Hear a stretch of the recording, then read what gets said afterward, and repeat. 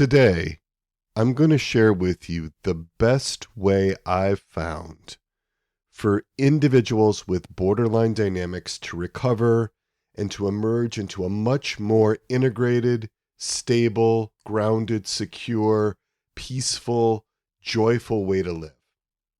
Today, I offer hope because so much growth is possible if those with borderline dynamics understand themselves accurately and if others can deeply understand them as well. It takes work, it takes dedication, but such change, a really radical transformation is possible with the right help, with the right relationships, with the right resources. And we are going to get into what it takes to recover from borderline personality disorder today. And I'm not just talking about, quote, managing symptoms, end quote. I really don't like the idea of just managing the symptoms. I want a lot more than that for my clients with borderline dynamics. I want much more than just managing symptoms. I want healing for them. I want integration, wholeness, peace. I want resolution of the underlying causes of the borderline symptoms, not just interventions that help at the surface level of symptoms. We need to get to the root. We need to get to the cause. Words of hope from Blaise Aguirre and Gillian Galen. Borderline personality disorder is not a lifelong condition, and the majority of people with BPD will not live lives of unremitting suffering. Your life will get better. Rachel Ryland, from her book, Get Me Out of Here, My Recovery from Borderline Personality Disorder, quote, "Most important, the reason I wrote this book is to serve as proof that miracles do happen, that love can and does heal wounds, that there is hope for those with the courage and the fortitude to seek healing." John Gunderson and Perry Hoffman, they wrote a book in 2016 called Beyond Borderline, True Stories of Recovery from Borderline Personality Disorder. And there were 24 short accounts from those who have recovered from borderline personality disorder. And finally, this quote from Andrea Rosenhaft, who is a licensed clinical social worker. "People who struggle with BPD are not manipulative or attention-seeking. We are suffering and have never been given the tools to communicate our pain effectively through words, so we do so with self-destructive behaviors. I choose to work with clients with BPD because I've been there myself and I know how much they are suffering. The work is difficult, but if the Therapeutic Alliance can weather the ups and downs, it's a privilege to see a client with BPD come into their own." And you know what? I absolutely agree with that. I absolutely agree that it is a beautiful honor and privilege to accompany a person, to walk with them as they recover from these symptoms of borderline personality disorder. And it is most certainly possible.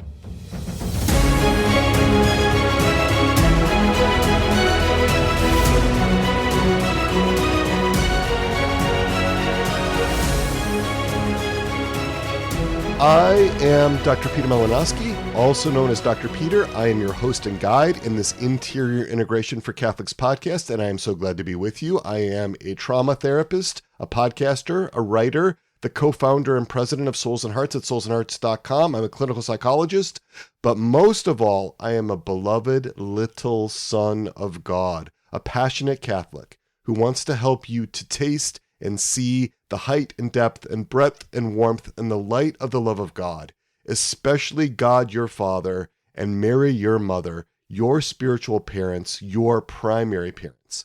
I am here to help you embrace your identity as a beloved little child of God and Mary. That is what this Interior Integration for Catholics podcast is all about. That is what Souls and Hearts is all about.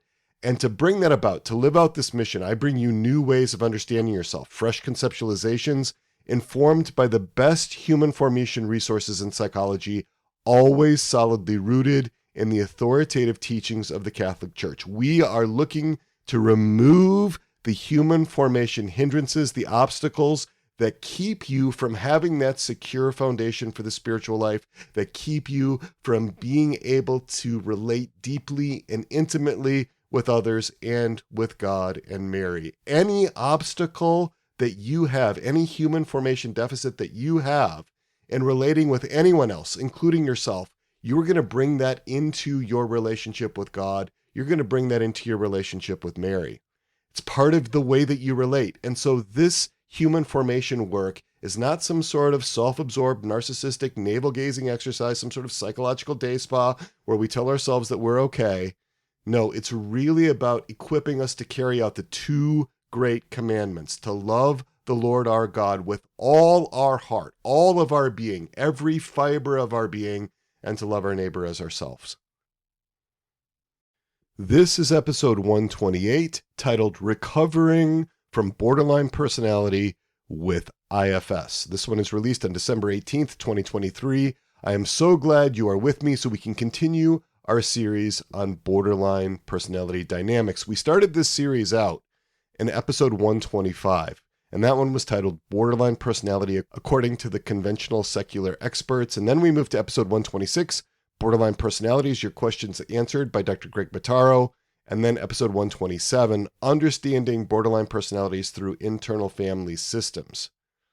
I'm going to say this clearly up front.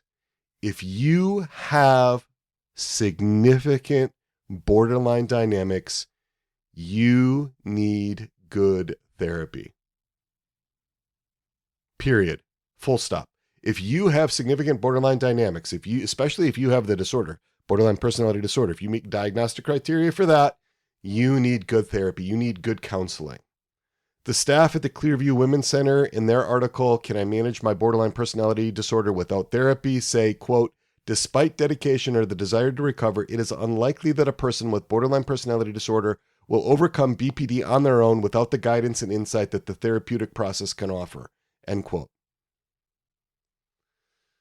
It's really important to get the outside help you need if you're actually meeting the diagnostic criteria. So let's just get that on the table right away. Love heals. This is not the domain of self-help books or YouTube videos or posts on Instagram. You're not going to heal yourself by reading tweets on Twitter or posts on X, as we call it now. It doesn't work that way. You need a relationship. You need the relationship with a good therapist who can accompany you through the intensity of the healing process. So let's do a brief review, right? Brief review, just to get people up to speed so that this episode can stand alone. In episode 125, Borderline Personality According to the Conventional Secular Experts, I discussed different ways of doing therapy. Dialectical behavior therapy by Marsha Linehan, mentalization-based treatment by Anthony Bateman and Peter Fonagy, psychodynamic treatment, that's the heirs of Freud, family therapy, medication therapy. All of these are based on the idea that there is a single, unified personality. And that's a real disadvantage.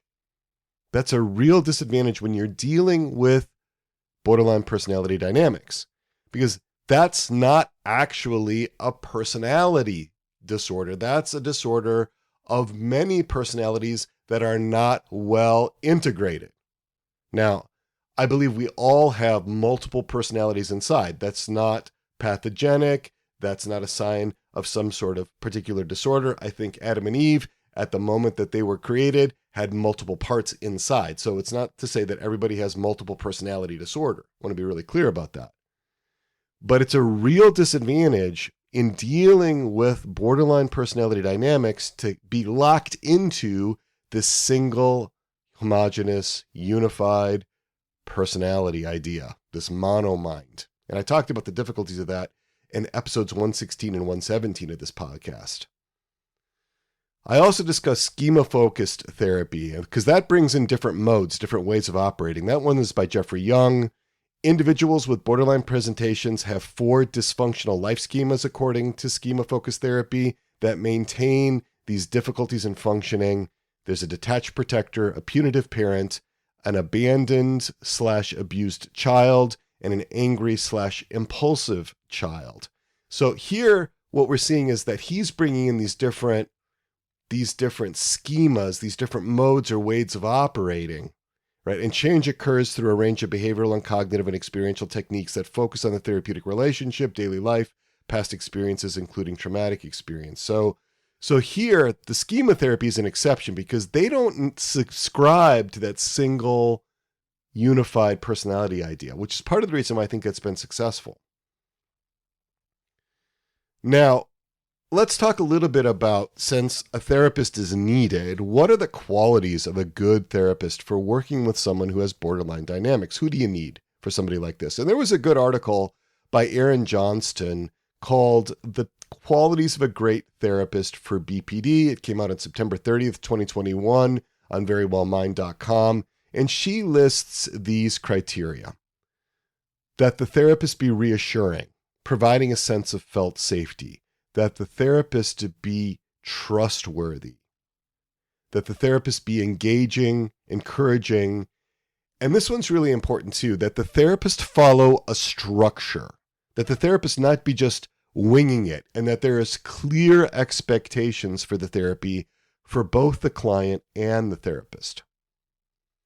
It's important that the therapist be empathetic and that the therapist be genuine. And here's a quote from Kelsey Fife, who said, "People with BPD are highly attuned to the attitudes and moods of the people around them." And that would include therapists, obviously. "Their barometer for other people's emotions is sensitive and often accurate. This makes it both a gift and a curse for the BPD person. The curse is that they are so easily influenced by the emotional states of other people. The gift, however, is that they are often highly empathetic, compassionate, and understanding. Some of the most intensely loving, kind, and understanding people I have ever met are people with BPD." Totally agree with that. Totally agree. There's some gifts here that really need to be integrated, to be harmonized. But what I want to draw from this quote is that their barometer for other people's emotions is sensitive and often accurate, very dialed in, very sensitive to the experience of other people. And it is so critically important that therapists be honest with all their clients, that they not tell clients even little white lies. It is especially important with those with BPD characteristics. Never, ever lie to a client, therapists. Especially never, ever lie to a borderline client. It's really, really going to undermine the therapy. Another thing that Aaron Johnston gives us is to be willing to do some education, to be willing to explain the therapy to the clients, and to always hold good behavioral boundaries. Appropriate boundaries are really important. Got to hold those boundaries. No sexual overtures, no business relationships, no anything outside the therapy that could compromise the quality of the therapeutic work. Also, to be open-minded and to be receptive. So those are the qualities of a great therapist for BPD by Aaron Johnston. Thought that was really good. But I want to get into this even more deeply and in an even more real way. Now, I have a lot of freedom when I talk about these topics. I'm self-employed. I've got my own private practice. I'm employed by Souls and Hearts. If I'm going to get fired, I'm going to get fired one client at a time, or I'm going to get fired one RCC member, one Resilient Catholics community member at a time. There's no institutional oversight to govern what I say and what I can't. I can get into controversies. I can let you know what my opinions really are. I don't have to be politically correct in the things that I say. So I'm going to give you the straight stuff today. And today we're going to talk about what I have experienced in my decades of clinical practice as a psychologist with those with borderline dynamics. Now, the very best thing I've ever found for working with folks with borderline personality dynamics is internal family systems grounded in a Catholic understanding of the human person. I spent years looking for the best therapeutic approaches for the so-called, quote, toughest cases, end quote, so that I could work with almost any client without losing a deep sense of peace and competence, without burning out. There had to be a way to help. There can't be such a situation that people are just lost. There's nothing you can do. All this symptom management's the best we can do. It's as good as it gets. I'm not accepting that. There's got to be a way to help. Those with the so-called borderline personality disorder were so often maligned, criticized, demeaned, sometimes even ridiculed by mental health professionals. And let me give you an example of some of the attitudes from when I was in graduate school of borderline personality disordered folks. They would say, Theodore Milan in his 1996 book, which I really like in a lot of ways, Disorders of Personality, DSM-4 and Beyond, second edition, said, borderlines are notoriously difficult patients for therapists. They run through the whole gamut of emotions in therapy, and their erratic and frequently threatening behavior stir many therapists to react negatively. Because the risk of burnout is so high, therapists should limit the number of borderline patients in their caseload if possible. This having been said, however, it should also be noted that therapy work with the borderline can prove to be a gratifying experience. So if we go back 20 years before I was trained, Anthony Pantalino, in his article, 10 Erroneous Therapist Beliefs, 10 Optimistic Therapist Beliefs, and 10 Hopeful Patient Beliefs in Treating Borderline Personality Disorder, said, in my professional training in the early 1970s, I was taught that borderlines were not treatable, that they did not get better, and that they only sucked the lifeblood out of the best-intentioned therapist. It was common practice to hear from my supervisors back then that if a therapist decided to treat a BPD patient, then only one patient at a time should be treated in a single practice. Okay, so you can see lots of criticism, lots of warnings here about borderline personality disorder, the folks that carry this. And I think there are 3 reasons in the natural realm that why those with borderline dynamics have been so stigmatized by and so bruised and wounded by mental health professionals.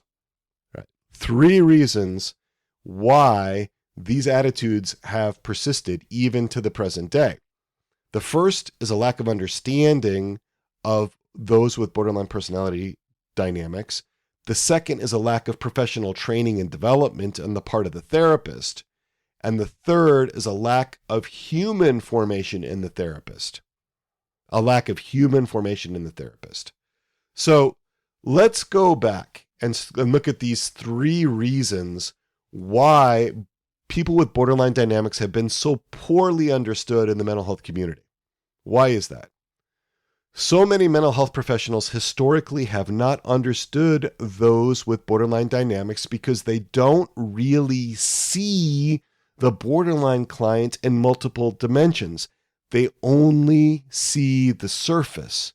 They only see the symptoms.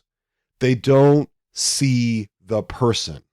They don't see beyond the surface.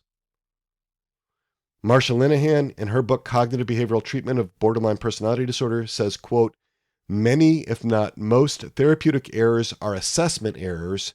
That is, they are therapeutic responses based on faulty understanding and assessment of the problem at hand. End quote. Many therapeutic errors are assessment errors. It's a failure to understand. It's a failure to accurately evaluate. And then the responses are based on those misperceptions of the client with the borderline dynamics. So many clinicians expect borderline clients to be like other clients who are not as traumatized. And so many clinicians cannot attune very well to clients with borderline dynamics. And why is that? Well, some clinicians have experienced borderline personality dynamics themselves. And we had that quote from Andrea Rosenhaft at the beginning in the lead-in.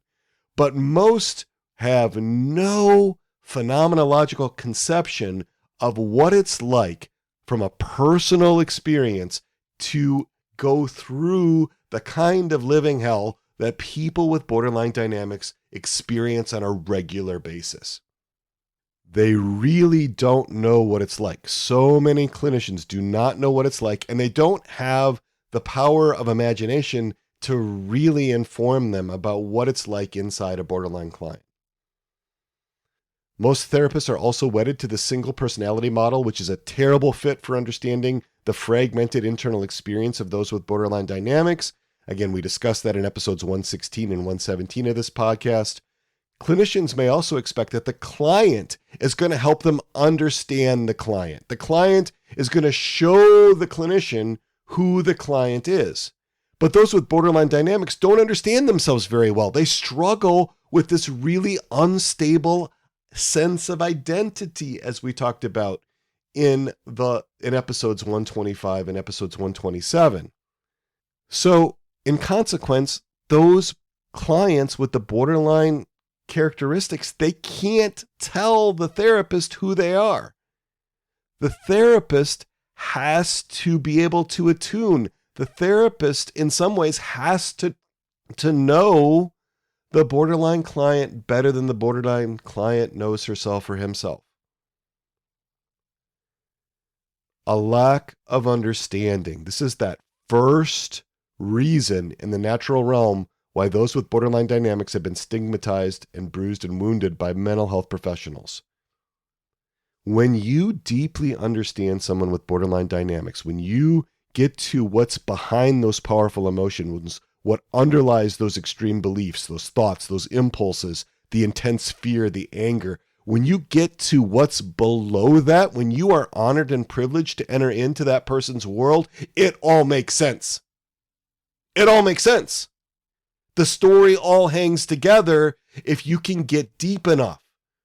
But rarely in the treatment of borderlines do the therapists get deep enough, because it takes time and perseverance and a lot of work and skill and some other things that I'm going to talk about for the therapist to be invited in and for the therapist and the client to be able to make that difficult journey together. These internal experiences, these borderline dynamics, they are not random.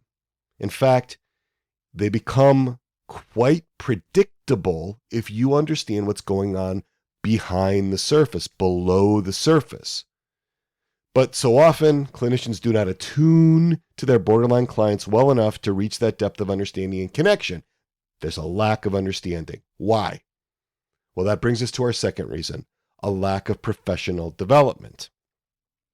It is vitally important that clinicians always be learning and growing in their professional development, continuing education classes, seminars, conferences, trainings, workshops, personal reading, supervision, consultation. We need to be keeping up with the developments and advances in our field. I've learned far, far more since leaving my 6 years of graduate school than I ever learned while I was a doctoral student. And some clinicians, unfortunately, spend very little time keeping up with the field.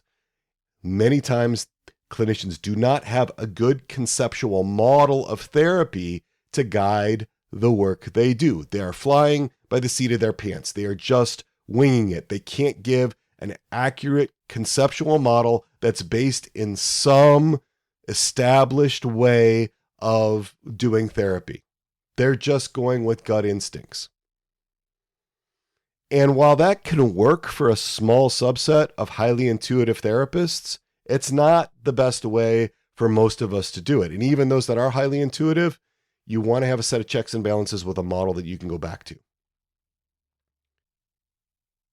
So many clinicians do not have a conceptual model of the human person either. They don't have a working anthropology. So some clinicians default to, quote, treating symptoms, end quote, rather than thinking of themselves as working with and being with persons who have needs. Now, some prominent therapy models exacerbate this issue of not having a conceptual model of the human person. For example, in their 2020 article in the journal Theoretical Psychology titled Unconscious Processes in Aaron Beck's Cognitive Therapy, Reconstruction and Discussion, authors Monika Romanowska and Bartolomew Dobrzynski argue that in cognitive behavioral therapy, the founder Aaron Beck's, quote, conceptualization of the unconscious ignores contradictory conscious and unconscious representations and attitudes and offers no systematic model of basic needs and the conflicts between them. End quote. All right, let's listen to that again. What's going on in cognitive therapy according to these authors' estimation? Because they did a review of all of his work. They wanted to see how does Aaron Beck handle the unconscious in cognitive therapy or cognitive behavioral therapy. They said his conceptualization of the unconscious ignores contradictory conscious and unconscious representations of attitudes, and offers no systematic model of basic needs and the conflicts between them. In other words, cognitive behavioral therapy disconnected from the unconscious. And I'll tell you what, that was my experience in studying CBT in my grad school in the 90s. You had these, quote, irrational cognitions, end quote, and you worked to change them into better thoughts and behaviors. There was no curiosity about how these, quote, irrational cognitions, end quote, how they came about in the first place. No discussion of that. They were just assumed to be random epiphenomena of consciousness just floating around in the passages of the mind, just needs to be cleaned up, just needs to be set right. It's a very simple model. Negative thoughts lead to negative feelings, which lead to negative behaviors. So let's change all those negative patterns to positive ones. Yeah, there was no holistic integrated model of a person in CBT, no underlying model of who a person is. CBT prides itself on being problem-focused and solution-oriented, so such concerns about the unconscious and the history of these things, it's not that prominent. Now, all of that being said, and I still have, you can tell, I've got some bitterness about all those years of studying cognitive behavioral therapy, right? Feel like I got ripped off in graduate school. Like I was sold a bill of goods in terms of that actually being, something that could work at the depth. And it's fine to do that sort of stuff if what you're interested in is superficial symptom management. If that's what you're trying to do, and if you're really caught up in, all the literature, it says that the cognitive behavioral therapy is the most effective therapy, blah, blah, blah, blah, blah, blah, blah. Yeah, well, you start diving into that literature, you're going to start to see that they're measuring symptoms. They're not looking at structural change. It's harder and harder to measure the things that are most important. It's easy to measure symptoms. It's hard to measure the deep structural change. And in fact, sometimes when people are getting better, their symptoms are getting worse because things are coming up and they're generating symptoms, and now you can work with it. But I do want to say that there are some CBT clinicians who are excellent clinicians who have within themselves a model of the human person, who have within themselves a model of using CBT and its techniques in a way that connects deeply and resounds at depth with clients. And their clients do get better, even at depth, not just symptom management. So I want to be really clear that it depends much more on the clinician than it does on the particular CBT that they're doing, right? So there are ways to sort of salvage that. I would also argue that graduate programs in psychology and counseling contribute to the lack of development in this major way. They don't stick to one or maybe two therapeutic modalities. They give their students a little bit of several therapy approaches, right? A little bit of CBT, some emotion-focused therapy for a semester. Let's do a little course on interpersonal therapy. Let's bring in some humanistic therapy, a semester of Gestalt therapy. Let's get a little psychodynamic therapy in there. And that would be like a language student taking a semester of French, then a semester of Dutch, then a semester of Swahili, and then a semester of Vietnamese, and thinking they could somehow speak and understand a language. They can't speak any of those languages well. And these students sometimes came out and they would come to me for interviews for practicum, because I was a practicum site for a lot of years, almost 20 years. I worked with graduate students on a regular basis, and they would come in and they wouldn't know any of these systems very well. They wouldn't know any therapeutic approach very well. And I would ask them, so what therapeutic modality do you use? What kind of approach do you use? And they say, well, I'm integrative. I'm eclectic. I draw from a lot of different therapeutic approaches. And what that generally meant, to be honest with these students, is they didn't know any of them. They didn't know how to do therapy really at all. Now, again, I wouldn't expect them to, especially if they're, a second-year graduate student coming out on a first practicum. But I don't think the graduate programs do a very good job at all of consistently teaching one major system so that these students can speak one therapeutic language.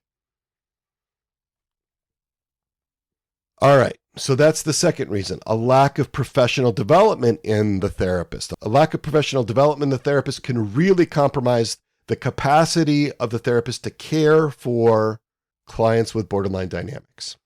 Okay, so the first two reasons in the natural realm why those with borderline dynamics have been bruised and wounded by mental health professionals. One, a lack of understanding and attunement. The second, a lack of professional training. But now we're getting to the big one. This is the big one. The big one is the lack of human formation in the therapist. And this is the one that people do not talk about. This is a more fundamental reason. Now, I'm not here to judge therapist souls, but we have to acknowledge a reality. We have to acknowledge this dirty little secret in the field that many therapists, like other people, are really lacking in their own human formation. All right, so what am I talking about with this human formation? I spent a lot of time on a definition of human formation from episode 63 of this podcast titled Human Formation, the Critical Missing Element. Here is how I define human formation. Human formation is the lifelong process of natural development, aided by grace, by which a person integrates all aspects of his interior emotional, cognitive, relational, and bodily life, all his natural faculties in an ordered way, conformed with right reason and natural law, so that he is freed from natural impediments to trust God as his beloved child and to embrace God's love. Then in return, because he possesses himself, he can love God, neighbor, and himself with all his natural being in an ordered, intimate, personal, and mature way. Human formation is all of the natural things that we need to be able to love ourselves, to love our neighbor, and to love God in an ordered way. It's the formation that has to happen on that natural level. Graduate programs in psychology and in counseling usually don't really consider the person of their students. They're focused on professional development. They're not focused on human formation. They're not focused on depth. And on the one hand, I totally get it. It's hard to do that. You can't do that in a classroom model. You can't do that if you are, doing these classes in groups and so forth. It comes from a one-on-one, developing trusting relationships, continued engagement with the student. And they might get some of that in their supervision sessions with their clinical supervisors. They might get a little bit of that with their mentors or their advisors in the program, but so often it goes by the wayside. There's not really a seeing of these students at depth. Yet this human formation is so critical because, as Gene Mauch, who was a professional baseball player and manager, said, you can't lead anyone else further than you have gone yourself. Therapy, counseling, they are ways of working in this human formation. They're not the only ways. They don't have some sort of monopoly on human formation, but they are certainly these ways of working in human formation. And you can't give what you don't have. There's a lot of reasons why therapists get caught and struggle with borderlines because of something that is disordered in their own human formation. I have seen this over and over and over again.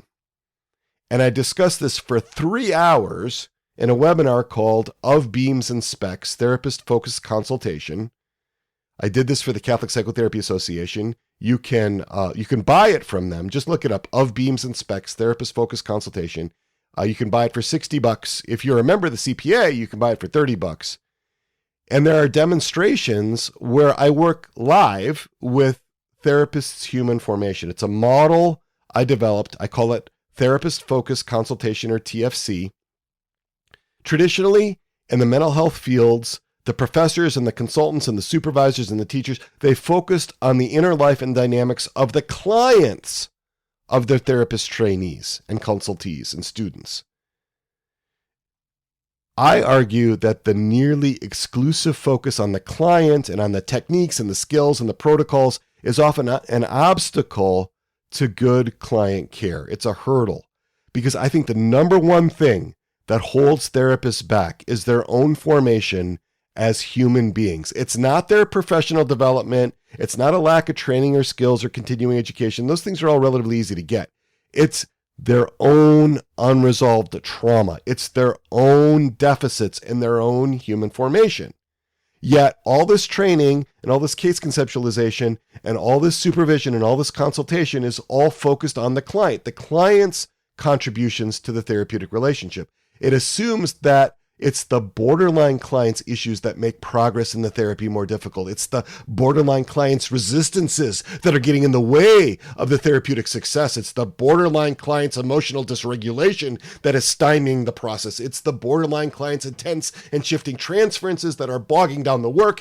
It's the borderline client's defense mechanisms and maladaptive coping strategies that are derailing the therapy. It's the borderline client who is sabotaging the work, the masochism, the self-defeating behavior, the avoidance. We have all kinds of labels, all ways so that we can condemn borderline clients and blame them for the failure of the therapy. And in traditional consultation, that's what we call case conceptualization. What is going on with the borderline client? The client, the client, the client, the client. It's all about the client. And okay, in one way, it makes sense. The borderline client is the one who needs help, in quotes, presumably. At least it's the client that showed up at the consultee therapist's office asking for something, needing some kind of help. We should help the client. The client has the problem. The therapist has the expertise. The therapist has the training. And there's all this focus on getting the speck out of the eye of the client. I say, let's get the beam out of the therapist's eye. This focus on the client follows the medical model. It focuses on the patient in a medical setting where psychiatry originated. Yes, the client can make poor choices. The client can act out. And the therapist can't unilaterally make the client better. The client's intellect is involved. The client's will is involved. But whenever the therapist loses a sense of peace, whenever the therapist gets destabilized and off balance, whenever the therapist gets rattled, that's something within the therapist getting activated. The client doesn't have the power to steal the peace of the therapist. The client doesn't have that much power. What the client can do is tap into, activate, trigger something that's already in the therapist.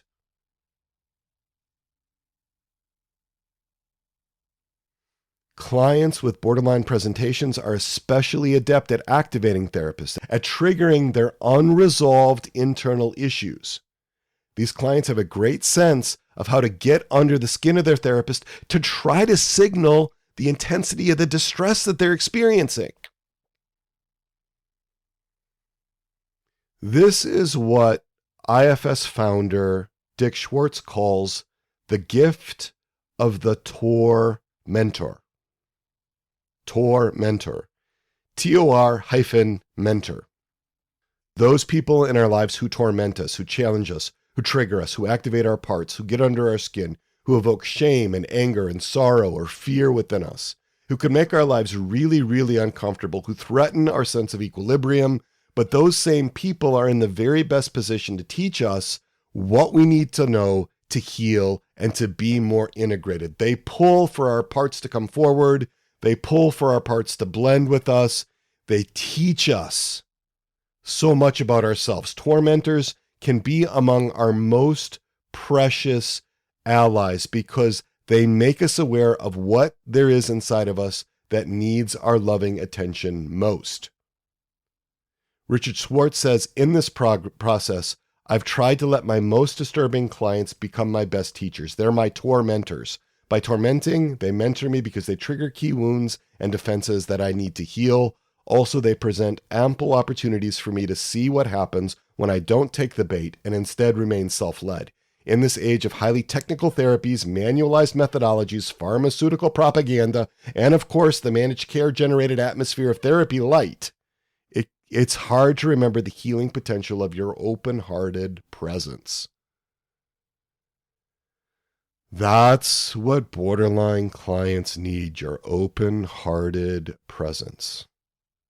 Borderline clients are great tormentors, and that's a gift to us. I love it when my supervisees have clients with borderline dynamics or other clients that they find really challenging because it reveals the things that my consultees and supervisees need to work on. That's why I developed this Therapist-Focused Consultation, or TFC.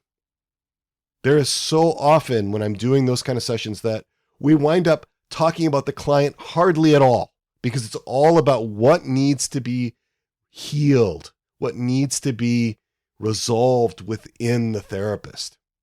And it's amazing if the therapist does her own work, if the therapist does his own work and goes back and reconnects with a much greater understanding and much more recollected, much more in self, much more peaceful, how healing and helpful that is to the client. We'll talk more about that in a little bit.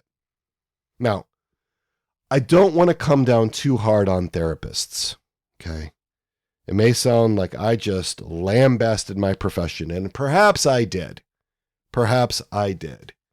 I have said in moments of frustration that if our work as therapists were as obvious as the work of your hairdresser or your barber, half of us would be out of business in a heartbeat. I think there's just so much that needs to be done in the human formation of therapists, and there's so little attention paid to it.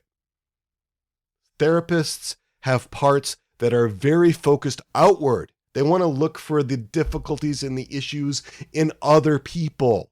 That's part of the reason why they want to be in the therapist chair. And the old trope that, therapists come into the field because of their own issues, there's more than a kernel of truth in that. I don't want to come down too hard on therapists, though, because so many of them are sincere. They're really trying to help. They've got limitations just like anyone else. Right? But they also have a responsibility by virtue of the profession to do this human formation work. Even if the profession isn't pointing to it as the primary thing, even if the profession, the secular profession, is pointing at professional development, is pointing at continuing education, is pointing at other things other than the essence, the humanity of the therapist, the being with. All right, so let's talk about the 7 premises of therapist-focused consultation. Again, these you can find out a lot more about in my 3-hour webinar of Beams and Specs Therapist-Focused Consultation. I'll run through these relatively quickly. TFC focuses primarily on the therapist's internal world much more than on the client's inner world. That's the first one. Number 2, TFC holds that any internal experience that you as a therapist reject within yourself, you will also reject in your clients, making that topic unsafe and thus off limits in the therapy work, a no-go zone. So if you cannot handle the intensity of your own anger, it will be very difficult to handle the intensity of a borderline client's anger when it comes off. That will not feel safe because it could trigger or activate your own anger.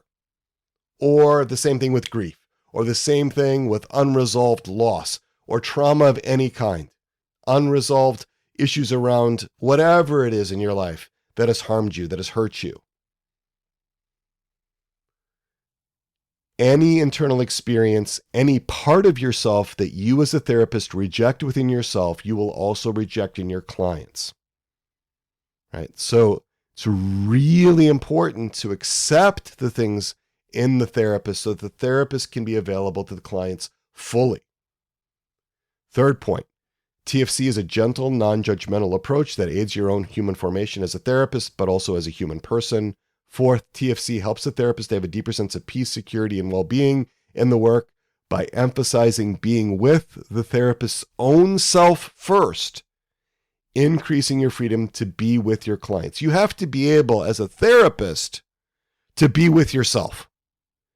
If you can't be with yourself and be at peace with all of your parts, it's going to be hard to be with similar parts that you're uncomfortable with in yourself and anybody else. The counterparts of your parts that you reject or that destabilize you, when you encounter similar parts in a client, it's going to be rough.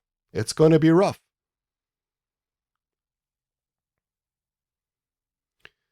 The fifth point, TFC views client resistances as often resulting from the unresolved issues within the therapist system that the therapist unconsciously brings into the therapy work, activating clients' parts and increasing client defensiveness.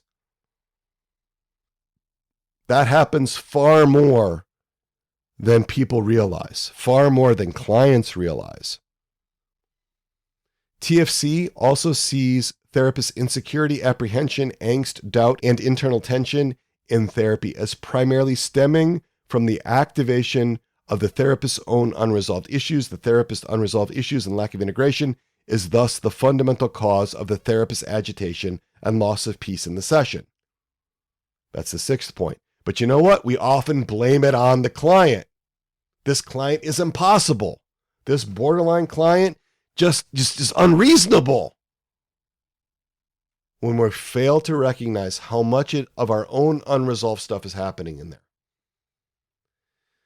And then the seventh point, TFC is particularly helpful with working with therapists' sense of inadequacy, fear, irritability, and the, quote, imposter syndrome, end quote, by connecting with the fundamental issues of shame within the therapist that are activated by the therapeutic encounter with challenging clients like borderline clients. Therapist shame and its effects are a central feature in TFC. Shame is so prominent in so many therapists. It's almost ubiquitous. I'd say it's ubiquitous. It's almost ever present. And the series on shame, episodes 37 to 49, fundamental to this whole podcast.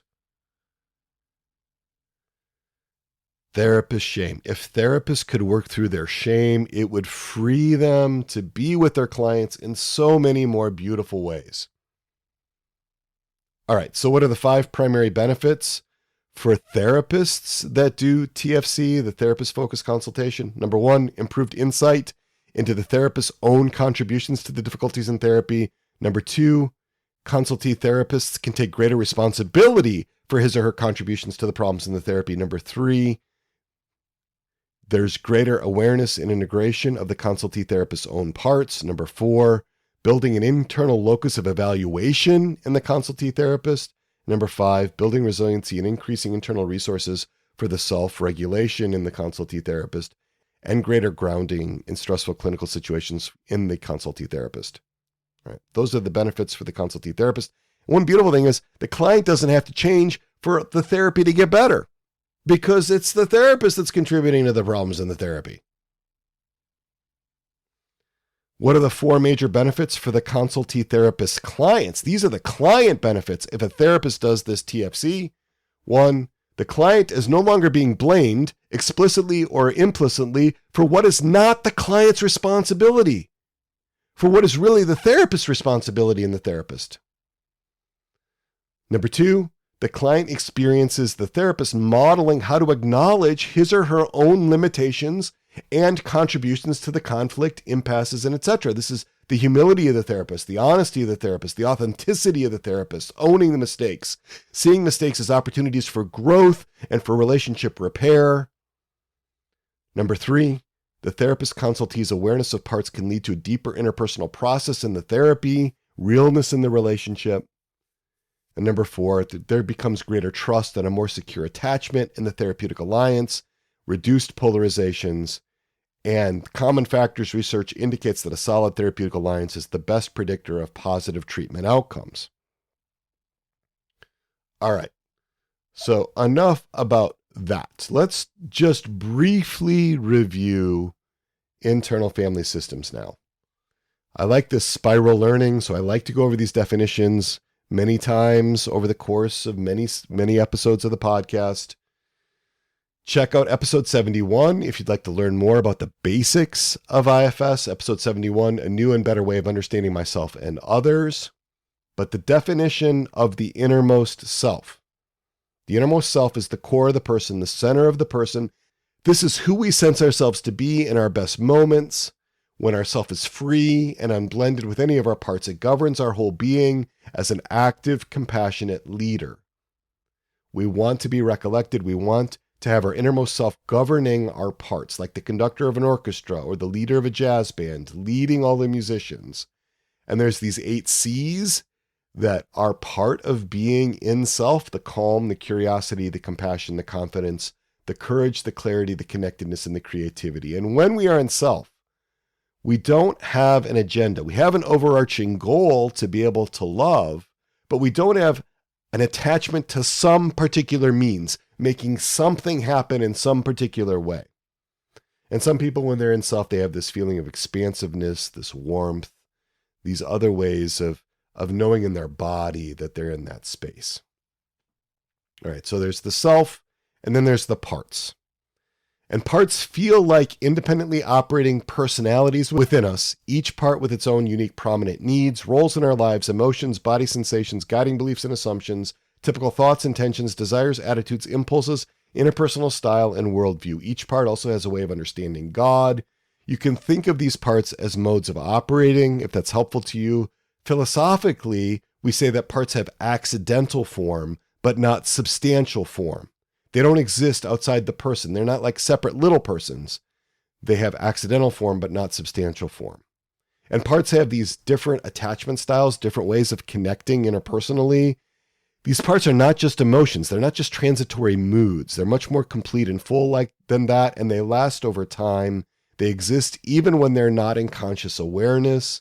Many parts can reside in the unconscious almost all the time, but that doesn't mean they don't exist. They still can exert an influence, even when they are outside of conscious awareness.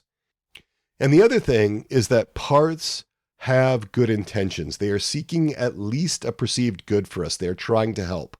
They generate impulses. They try to influence the will in some way that they think is going to be helpful to us.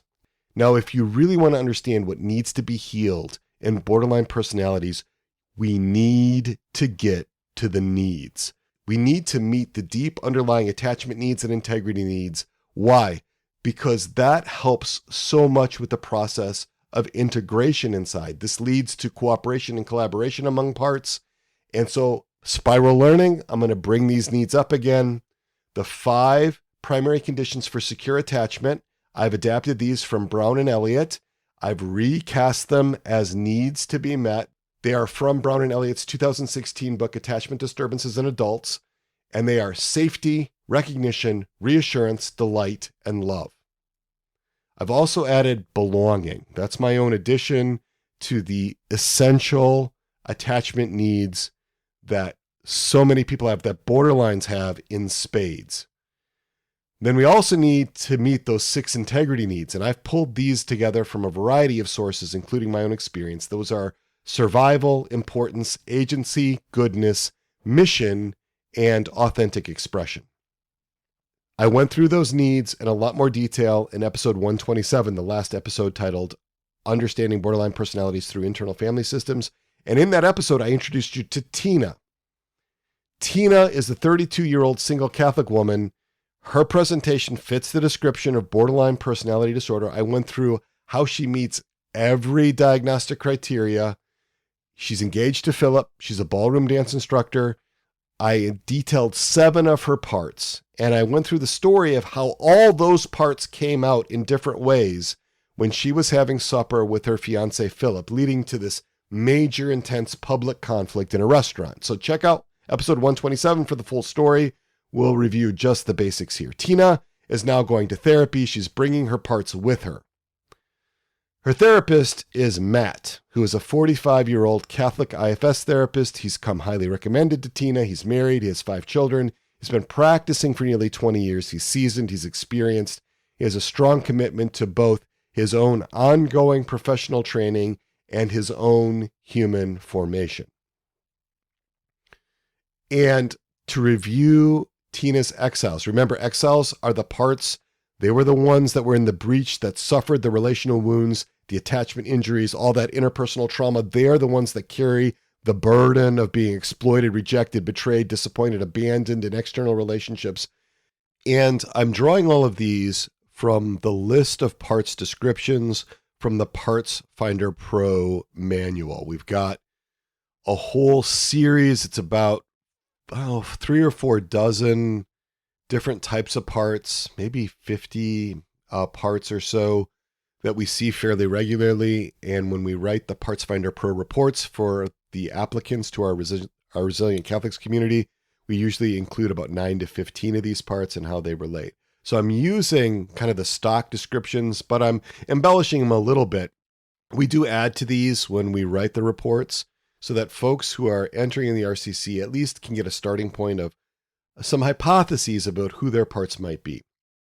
All right, so Tina's exiles. First, an abandoned exile. This exile experiences intense emotional pain, intense distress, this feeling victimized, frightened, abandoned, needy, deprived, this diffuse sense of identity, very hollow inside. This part bears the burden of relational neglect, all of the omissions of love by others. And this part feels abandoned by God, neglected by God as well, right? This part has the need for recognition, the need to feel seen, heard, known, and understood, the need for reassurance, to be comforted and soothed. This part is in distress all the time. And this part really has a deep sense of needing to belong, the need to feel included, of being a valued member of a community. And so that's one exile. And that one is really in this attachment subsystem, right? That's the exile that's at the center of this whole subsystem in her about needing relationship. I need love. I need attachment. I need connection. I need the relationship. I can't lose Philip, right?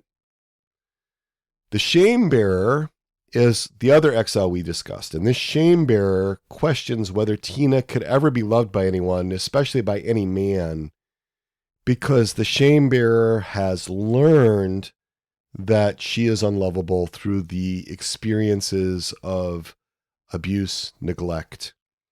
She's too damaged. She's too repulsive. She's too much to handle. She's criticized.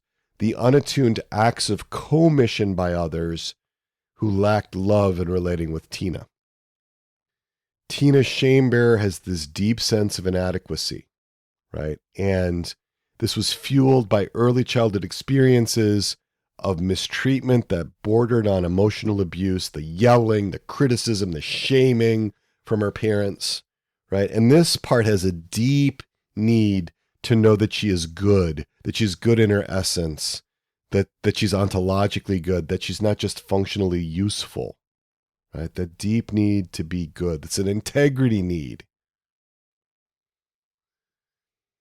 All right, so Tina's managers. And the managers are the proactive protector parts who are trying proactively to keep Tina safe from the exiles. They strive, they plan, they caretake, they judge, they work strategically. You can sort of see them like the prison guards in the system, guarding the exiles. Well, she's got this approval seeker who's very focused on gaining approval, recognition, attention from other people. This is the one that's so fueled by the abandonment fears of the abandoned part. So this is the protector that guards the abandoned part, one of the protectors that guards the abandoned part. Her approval seeker deeply believes that Tina only has value if others recognize her as valuable. And this part's working so hard to keep people engaged and the hope that they will give her the love that she needs. This part will do so much to try to keep from losing the engagement with Philip. This one is the one that's bringing her into therapy. This one has a long history. This one has a long history of conditional love and a high emphasis on looking physically attractive to men. This is a primary manager with needs to be seen, heard, known, and understood, with needs to be loved, with needs to belong, and needs also for agency and survival. Now, this one is what Dick Schwartz might call a recruiter in an IFS understanding of borderline dynamics. So he said in this video called Internal Family Systems Approach to Borderline Personality Disorder, you can look that up on YouTube. It's about 3 minutes long. He said, I worked with the borderline population for 20 years probably. And as I started to get to know their parts and saw what happened, virtually all of them had been severely abused, most of them sexually abused as children. And so they had all these exiles and they didn't know what to do with all the exiles. And so they had a protector whose job was to recruit some other person to take care of those exiles because they didn't know what to do with them.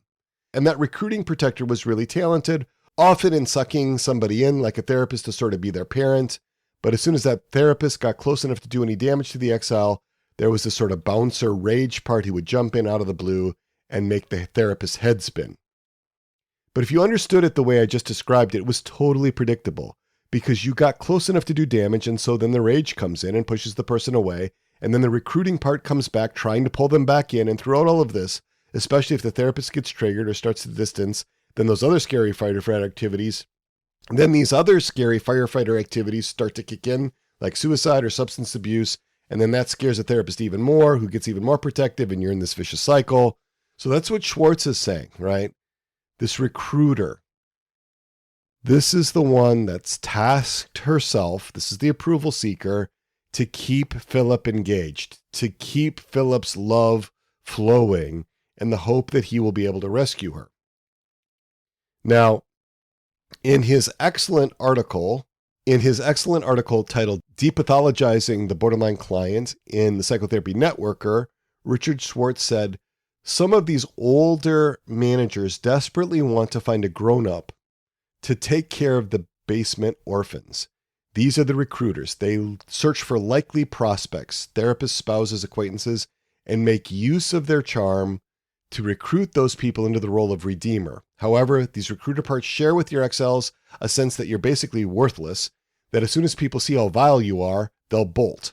They believe you have to prove yourself special in some way or manipulate people so that they'll continue to play the redeemer role. The recruiters also believe that caring for your exiles is a full-time job, so they try to invade the life of whomever they target. Right? So this approval seeker is the recruiter. She's going to try to cling to Philip. And as she comes into therapy, some of that's going to get transferred to Matt. Some of that's going to be transferred to her therapist.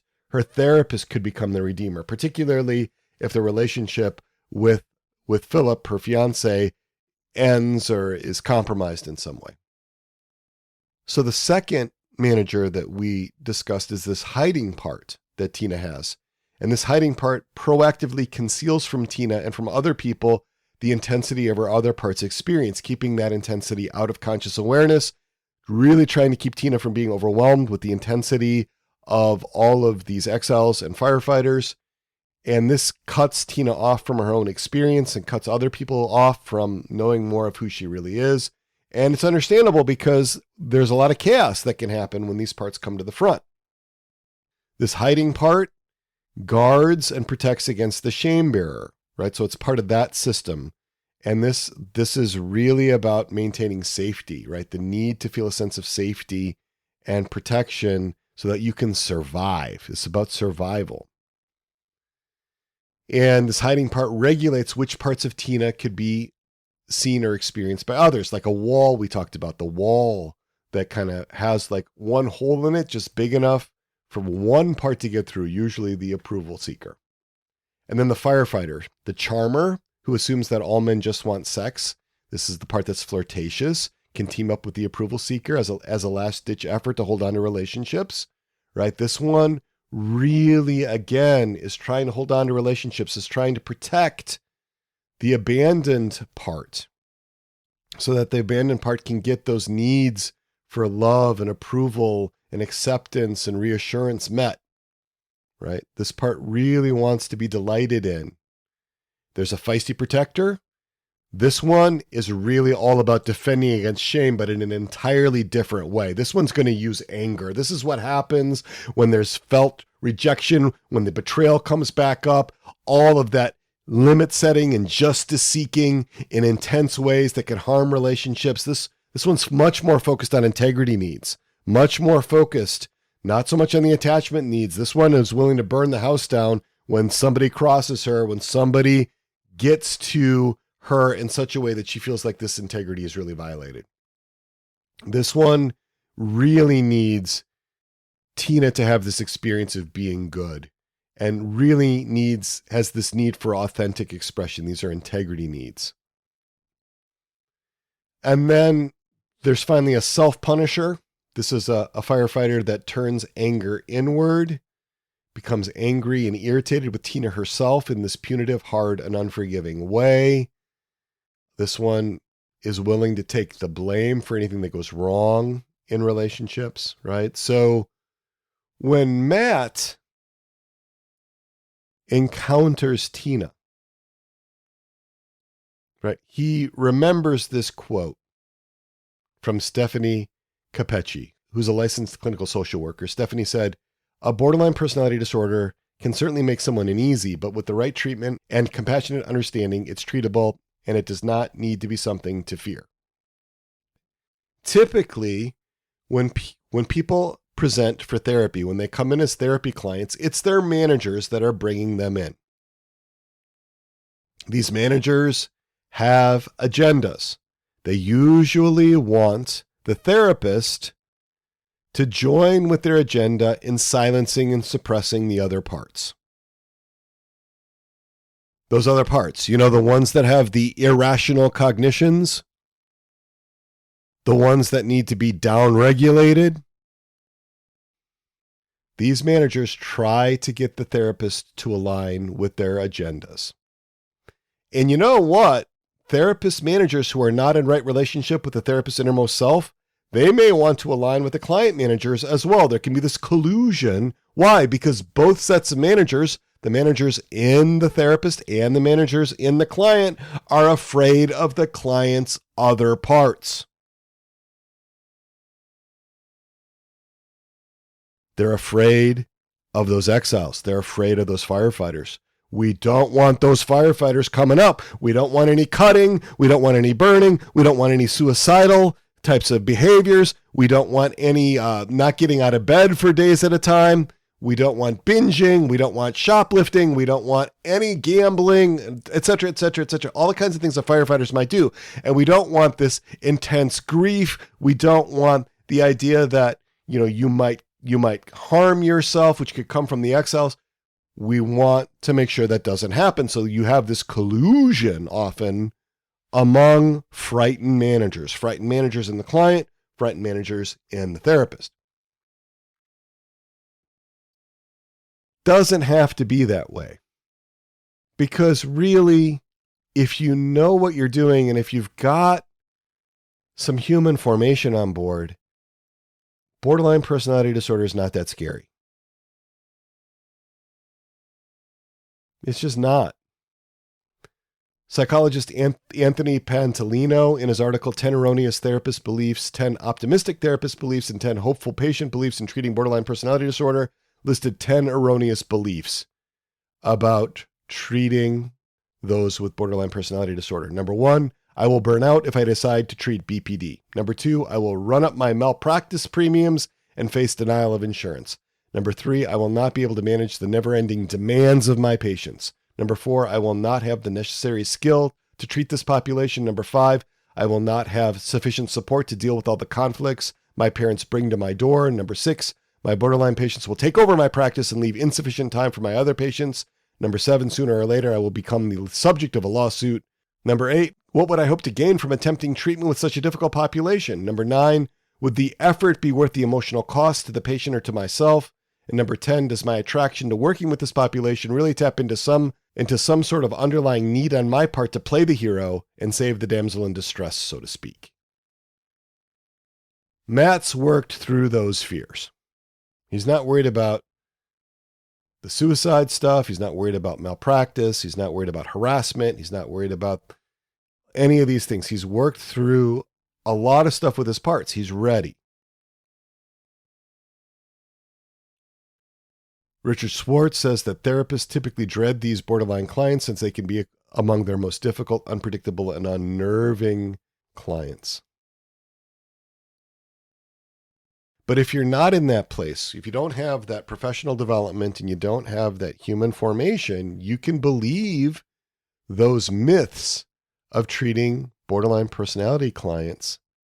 You can believe that the client is not safe, that the client is a threat, that you must protect yourself, that you've got to take care of yourself as a therapist, and that all means distancing from the client.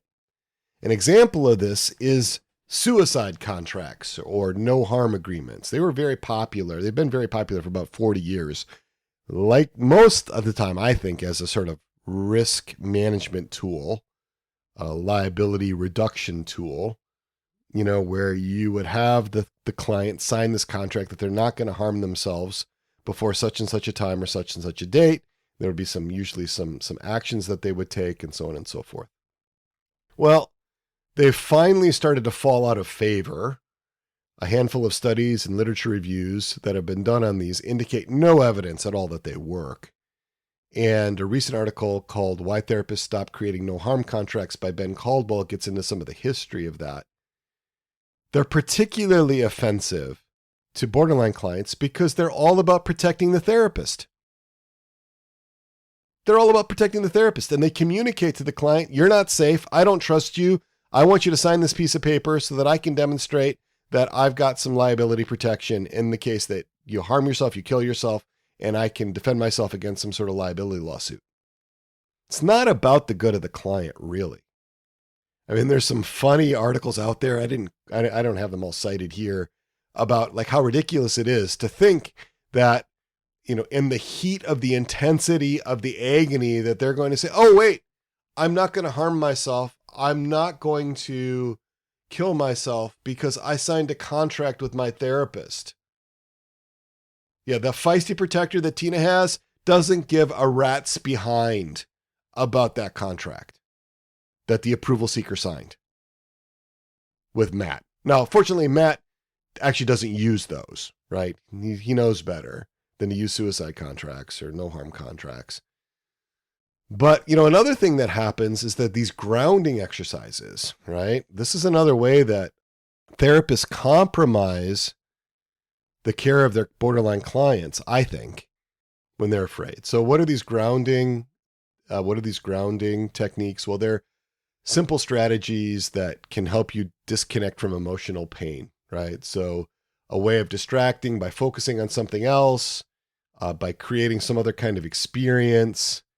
They're big in DBT, in dialectical behavioral therapy, and the dialecticalbehavioraltherapy.com website and their section on distress tolerance, T5 grounding says, the goal of the grounding technique is to help you get in the here and now. When you are overwhelmed with emotions, you often stop being in the present moment. You drift off into an inner world of thoughts. You start revisiting the past or thinking about the future. One way to deal with those emotions is to ground yourself back in the present moment. And then they give some examples, right, of how to do that. Crystal Raypole, in a September 15th, 2023 Healthline.com article titled 30 Grounding Techniques to Quiet Distressing Thoughts, gives things like put your hands in water, breathe deeply, hold a piece of ice, move your body, listen to your surroundings. And there's mental grounding techniques like playing a memory game, making yourself laugh, visualizing a daily task, describing what's around you, using an anchoring statement like, I'm John Doe, I'm 31 years old, I live in Menasha, Wisconsin, today is etc., etc. And then there's soothing grounding techniques, practicing self-kindness, sitting with your pet, planning an activity, listening to music. All those things, they sound good, right? The positive uses of grounding. And it works. It helps people to actually come down out of the intensity of their internal experience. Helps them to regulate their emotions. But again, remember, DBT assumes a unitary personality. It doesn't really get curious about, like, what is all of this stuff that's going on inside? Why is there so much intensity? Could that be parts? Right? It doesn't ask that question because it doesn't think about it in terms of parts. My concern about grounding activities is that they can be used by manager parts with therapist manager parts aiding and abetting to silence and suppress other parts. Bilateral stimulation can silence and suppress other parts. These grounding activities can be used so that managers can reassert control, tight control over a system to suppress all those parts back into the dungeon, back below the surface of the ground, back into their cells. IFS is not big into those grounding techniques, even though they're so popular in so many different trauma treatment modalities. Why? Because in IFS, we believe that if you connect with the parts that are generating all that intensity and you get them to calm down because you've recognized them, because you've stayed with them, because you're connected with them, it's going to be so much better. The symptoms will go away. They're not just random. Let me give you an example of this. My son, Paul, when he was 2.5 years old, had intense periods of anger, intense anger. He was just learning how to talk, and so when he would get really angry, you could see it in his body. And, like 2.5-year-olds are prone to, he'd act out, right? Various ways, kick things, throw things, whatever. 2.5-year-old, 3 years olds, like they do. And so I would come up to him and I would say to him, Paulie, are you angry? And he would say, yes. Right. So I'm helping him identify the emotion, right, that he's experiencing. I'm helping him put it into words. And I'd say, Paulie, is that anger? Is it big or small? And he would say, it's big. And I'd say, okay, it's a big anger. And Paulie, what color is it, Paulie? And he would say, it's red. It's red. Say, it's a big red anger, Paulie. He'd say, yes. And I would say, is it hairy or is it smooth? And he would say, it's hairy. Say, it's a big, red, hairy anger. And he would say, yes. And as we worked through all of these dimensions of his anger, he'd calm down. I'm not working to suppress that anger. I'm not working to reground him and get him away from his anger. I want to walk with him through it. I'm engaged with the part that's angry. So the anger can actually dissipate. It doesn't need to be suppressed. I'm anchoring him, I'm grounding him, if you will, in the relationship with me.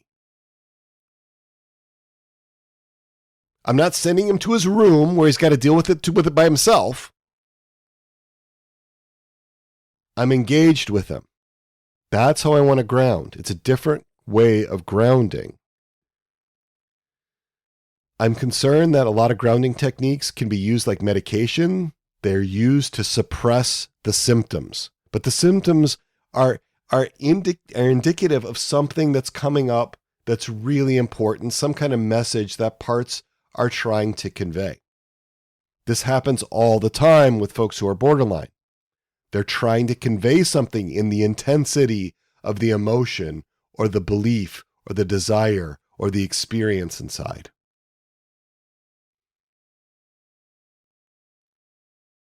I really believe that medications can be used in ways that are really unhelpful as well. Now, I want to say this before I go on. If you find that grounding exercises are really helpful to you in the way that DBT does them or in the way that EMDR does them or other trauma modalities, and they're really helpful to you, fine. Keep going with them. If they really help your whole being, if they help your whole system, go for it, right? Go ahead. I use grounding exercises like these with my own parts when all of my parts are in agreement that it's something going on in the body. Sometimes my body's just really revved up. My parts are all willing to do the grounding exercise. It can be really helpful, right? Same thing with my clients, or same thing when I'm working with demos or something like that. But when they're weaponized to suppress a part is when they become problematic. Now, sometimes, I will also say sometimes you've just got to get certain parts calmed down. If you don't have a relationship with them, sometimes the best thing you can do is help the managers take over the system again. All right, so there's that possibility as well, but that should be a short-term thing with an eye to connecting with those parts and not trying to keep them perpetually silenced. Medications can be used also in borderline presentations in ways that I think are inappropriate. Now, I'm not a physician. I don't have licensing privileges, but I get concerned when there are symptoms coming up that are trying to communicate something and we're silencing them neurochemically. I think that's part of the reason why there are so many side effects for effective medications that wipe out symptoms. We call them side effects, and many of these have no known causal connection with the active neurophysiological agents within the drug. And what I think is going on is what Freud called symptom substitution. The parts are just finding a different way of expressing the distress that's not being neurochemically blocked. And we're calling it a side effect because it arose in response to the action of the drug. Freud gave up the use of hypnosis because of symptom substitution. He found that it didn't actually heal or cure, it just stopped the symptom in his clients, and then the clients developed new symptoms, and he called that symptom substitution. I think a lot of what we see in these lists and reams of side effects for effective psychotropic medications that knock out specific symptoms, what we see in those side effects are actually just substituted symptoms that parts are bringing up now because they're going to find a different way to express the distress.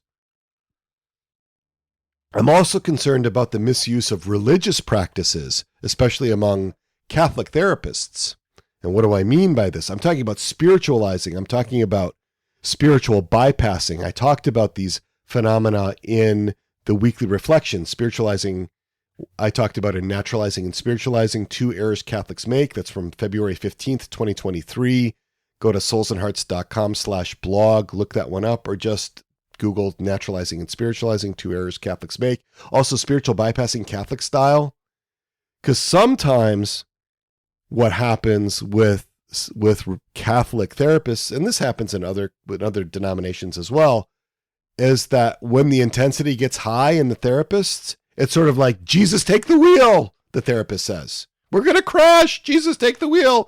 Hi, I want you to meet Jesus, right? So all of a sudden, Jesus is now being brought in because the therapist is kind of freaking out. The therapist managers don't know what else to do, bringing Jesus in. Let's see if we can pray, and so on and so forth. And the reaction can be really intense in borderline clients. It's, you don't want to be with me. You want to shove me off on Jesus. You want to make this a spiritual thing. I didn't come here for the spiritual stuff. I've got a confessor for that. I got a spiritual director for that. I want you to be my therapist. Right? I really believe that, especially with borderline clients, we need to use the human means first with human formation. Then we can get into the spiritual means later once the innermost self of the client is a secure internal attachment figure. But so many times Catholic therapists have this tendency to rush the spiritual aspects of this when they're really not aware of the impact of that on the parts that are present.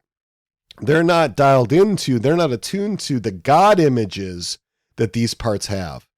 Because for some of these parts, the whole idea of coming into contact with the living God is terrifying. They don't have a good father image. They don't have a basis yet for connecting with God. God seems alien and strange, or even worse, harsh or abusive, especially if there's been spiritual trauma. So I'm concerned about a misuse of those kinds of techniques. These kinds of things are most common when the therapist is not well grounded within his or her own human formation. So we need to, as therapists, love our clients in ordered ways. I gave a presentation at the Society of Catholic Social Scientists meeting in 2007 in New York called Foundations of a Catholic Psychotherapy, A Clinician's Perspective. And the beautiful thing with the therapy with Tina is that Matt is able to love his own parts. He has an ordered self-love. He's not just unblended, but his parts, by and large, are pretty unburdened.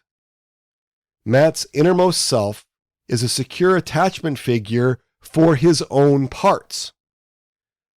Therefore, Matt's parts are able to help in the therapy with Tina. So Matt's not just doing therapy with Tina from his innermost self. He's also doing it with his parts. His parts are contributing. Because Matt's innermost self is free, he can, in a sense, turn away from himself. He can deny himself in a way and allow Tina's parts to temporarily rely on his own innermost self for the leadership within her system, while fostering unblending and trust in Tina's innermost self, right? So it's a temporary thing. Matt will allow Tina to rely on his innermost self for a little while until he can get more of her innermost self present within her system by inviting that unblending among parts. And he does that without inducing a lot of dependency. He knows he's going to frustrate and disappoint Tina's parts. Matt knows that Tina's getting better is often going to look on the surface like she's getting worse, like it's getting choppy. Like his feisty part can rejoice when her feisty part comes out in the therapy for the first time, knowing that that's therapeutic progress because it's safe enough for that to happen. He can begin to engage these parts, and his parts can inform him in that because they remember what some of this was like from their own histories. Matt is not taking things personally from Tina. He knows that what's coming up in all of this intensity is mostly from Tina's past. Nancy McWilliams, in her book Psychoanalytic Diagnosis, says that eventually one learns that one must first just weather these affective or emotional storms that seem to keep raging while trying to behave in ways that the patient will experience as different from whatever influences have shaped such a troubled and help-resistant person. Charles Eliot and Laura Smith said dramatic bouts of anger and rage frequently plague people with BPD. Again, the events that trigger these rages may seem inconsequential to other people. As you can imagine, these explosions often wreak havoc in relationships and may even result in physical confrontations. People with BPD sometimes end up in legal entanglements because of their outrageous behavior. Road rage is a good example of this symptom of BPD, although not everyone who exhibits road rage has BPD. Matt can handle the anger. He's not going to get destabilized by that. He doesn't struggle with the idealization and devaluation extremes either. Richard Schwartz, in his article Depathologizing the Borderline, said, "Sometimes I've been idealized. Oh, you're the only person in the world who can help me. Other times I've been attacked with head-spinning unpredictability. You're the most insensitive person I have ever known." Gerald Kreisman and Hal Strauss say that splitting creates an escape hatch from anxiety. The borderline typically experiences a close friend or relationship, call him Joe, as two separate people at different times. One day she can admire good Joe without reservation, perceiving him as completely good. His negative qualities do not exist. They have been purged and attributed to bad Joe. Other days she can guiltlessly and totally despise bad Joe and rage at his evil without self-reproach, for now his positive traits do not exist. He fully deserves the rage. This is just different parts. This is just different parts coming up with different ways of understanding Joe, or in this case, Matt. Matt does not need Tina to meet any of his attachment needs or integrity needs. That's really, really important. The therapeutic relationship is compromised the minute the therapist needs his client for anything other than the fee. The only thing the therapist is entitled to out of the therapeutic relationship is the fee. That's the only thing that the therapist can lay claim to. He can't lay claim to any particular emotional reaction from the client. Yes, there's a certain basic respect. He is entitled to not being physically attacked. He's entitled to the client not setting his office on fire and things like that. But the therapist has to be able to weather the intensity of the affect, the intensity of the emotion. So Matt doesn't get destabilized by the intensity of the countertransferences. He starts with the managers. He forms a relationship and a trusting alliance with both the approval seeker and the hiding part. Those are the managers. Those are the ones he encounters first. He works with them first. We always start with the managers. He develops a trusting relationship with them. His innermost self becomes a secure attachment object for those two managers. And then gradually the hiding part might allow a little more access to the rest of the parts. Now, in the meantime, sometimes those parts will burst through whether the hiding part wants him to or not. Matt deals with them as they come up. But he's always got an eye on the entire system. He knows that whichever part he happens to be engaged with in the moment is just one part of many within Tina. He works with the subsystems. He has this idea of eventually getting to unburden the abandoned part, which is at the root of the whole abandonment subsystem. And he wants to also get to the shame bearer part, which is at the root of that whole subsystem that's based off of integrity needs that shame bearer has. He works with these parts in a way that's gentle, very consistent, very balanced, but still warm and engaged. These parts are looking for love. They haven't experienced the kind of love that they really need yet. Matt is able to stand in persona Christi, to be with them in a way that they actually need. Even though parts of them may really rail against it, there's a sense deep inside that Matt actually is present.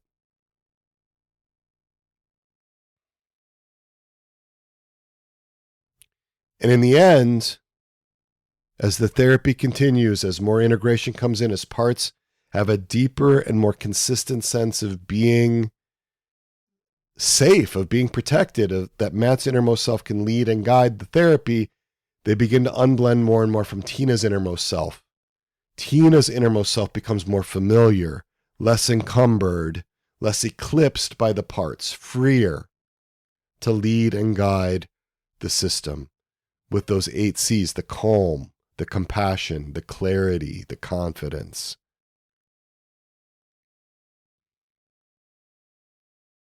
This takes time, but at the end, Tina could say with this inner practitioner on X, right, this moniker of the inner practitioner on X, the more you heal, the less you see attention as affection, attachment as connection, codependency as support, disagreement as an attack, enmeshment as intimacy, a lack of boundaries as empathy, external validation as internal self-love, and trauma bonding as healing. Right? Inner practitioner in this post on X is laying out the distinctions that those with borderline make as they integrate, as they heal. And the interesting thing, the critical thing, is that it's not just Matt's managers working with Tina's managers. It's Matt's entire being with Tina's entire being. That's what I want for clinicians. The number one thing that gets in the way of that is clinicians' human formation. Number 2 thing that gets in front of that is their professional development.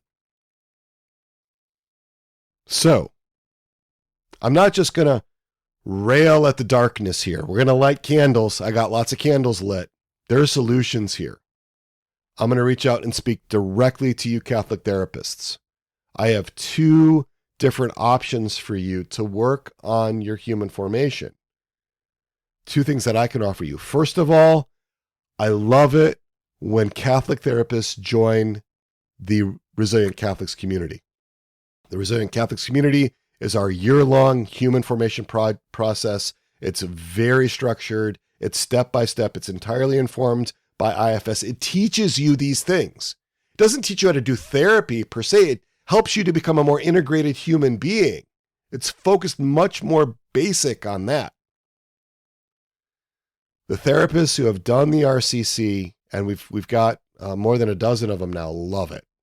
They've generally really, really liked it because they're caring for their own parts. And if there is one profession where we need to care for our own parts, given the demands, given the intensity of the work that we do, it's us therapists. So therapists, Catholic therapists, I want you to check out the RCC. It's 44 weekly sessions. Go to soulsandhearts.com/RCC. Get serious about your human formation. Look up that. Don't tell me you don't have enough time for your human formation. And it doesn't have to be the RCC. If you want to do it another way, if you want to get into your own therapy, I love that. Do your own therapy. If there's some other way that you want to do that, that's fine too. The other option for therapists is the interior therapist community. This is where I work with small groups of therapists, 8, 9, 10 at a time, in our Foundation's experiential groups. And we do all kinds of experiential exercises to help you get in touch with your own parts. So if you want to work with me personally, That's a possibility in the ITC. Reach out to me, 317-567-9594 if you're interested in that. We'll be starting some new groups in February or March of 2024. We'd like to figure out how much interest there is for those. It's a 10-session course over the course of about 6 months, every other week, roughly. There's also practicing of IFS techniques with other clinicians that are in that Foundations Experiential group. Email me at crisis@soulsandhearts.com. Text me at 317-567-9594. Let me know you're interested or call me. You can go to soulsandhearts.com/ITC for a lot more information about the ITC. Now, the RCC continues to be open. This is the Resilient Catholics community again. We're open for new applications in the Resilient Catholics community until December 31st. Really encourage, if you want to learn how to do this, I don't know of a better way. I wish I did. If I knew of another way, I would be pointing you that way. But check that out. Check that out. And also consider, again, IFS-informed therapy, IFS-informed coaching is a possibility for some folks. Check all those things out. A couple of words. I can't be your therapist. I know when I do something like this and people say, wow, he really understands what this borderline stuff is like in my life. I want him as my therapist. I get dozens of requests to be somebody's therapist every week. Sometimes 5, 6 in a day. And I just can't. So I'm going to ask you to go to our directory. We have a directory now, soulsandhearts.com/therapists. You can see Catholic IFS informed therapists there. You can also check out our free course, A Catholic's Guide to Choosing a Therapist. We've got that up there. It's 90 minutes long. All the details about finding a good therapist. So with that, we've got to draw this to a close. This has been a really long one. So glad that you've stayed with me for so long. So glad that you're on the journey. So glad that you're interested in your own human formation. Again, really invite you to think about, pray about the RCC if you are eligible for that as a Catholic. We have all kinds of scholarships that we do to help offset the cost for people that can't afford it. Shouldn't be an excuse. Go to soulsandhearts.com/RCC. The registration is there until December 31st. Sign up, ask me questions, call me during my conversation hours, 317-567-9594. Conversation hours every Tuesday and Thursday from 4:30 p.m. to 5:30 p.m. Eastern Time. Be happy to talk with you about that whole process. And the programming for the RCC for this next cohort doesn't begin until March 10th of 2024. So you have to do your Parts Finder Pro. There's a several-week process of discernment that still goes into that. So it's not like you're immediately committed right away. You've got to start all this right away. There's time for us to be able to look at this in a really deliberate and thoughtful way. All right, so I got to stop. So glad that you've been with me. Thank you for being with me on this journey. We'll invoke our patroness and our patron, Our Lady, our Mother, Untie her of Knots. Pray for us. St. John the Baptist. Pray for us.